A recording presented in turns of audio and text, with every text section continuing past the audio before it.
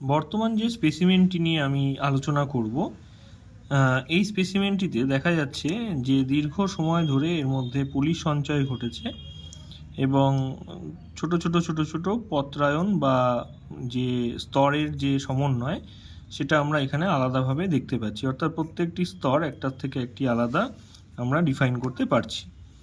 তো এক্ষেত্রে আমরা দুটো স্পেসিমেনের ধারণা আমরা এখান থেকে নেব। দুটোর ক্ষেত্রেই সম্পূর্ণভাবে একই শিলার বিন্যাস প্রকাশ করছে।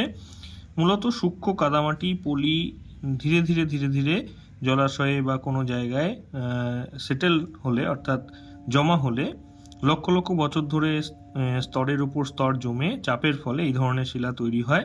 মূলত সিমেন্টেড, অর্থাৎ একটার সাথে একটা কঠিনীভূত হয়ে আমরা এই শিলাকে তৈরি হতে দেখি।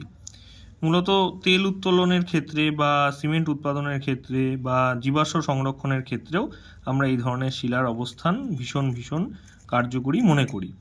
এই যে শিলাটি, এটি আমরা পার্থক্য বুঝতে পারবো শুধুমাত্র এই স্তরের ভিত্তিতে, এবং এর মধ্যে যদি আমরা সামান্য জল দিয়ে একটু ভাপ মারি তাহলে দেখা যাবে যে এখান থেকে একটি কাদার গন্ধ বেরোচ্ছে। সেই কারণে এই মাটিকে আমরা কাদা মাটি বা শেল শিলা বলে থাকি। এটির কালার মূলত হলদে বা এরকম টাইপের হলুদ হয়ে থাকে, বা আমরা কালো বা ধূসর বর্ণেরও একে পেয়ে থাকি।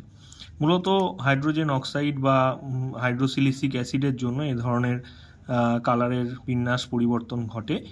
ঝাড়খণ্ড বা রাঁচি মালভূমি অঞ্চলে উপরে এরকম বিশেষ বিশেষ ক্ষেত্রে আমরা অভ্রের বা মাইকার ডিপোজিটও দেখতে পাই। মূলত এই ধরনের শিলাগুলিকে আমরা শেল বা কাদা পাথর বলে থাকি। ধন্যবাদ।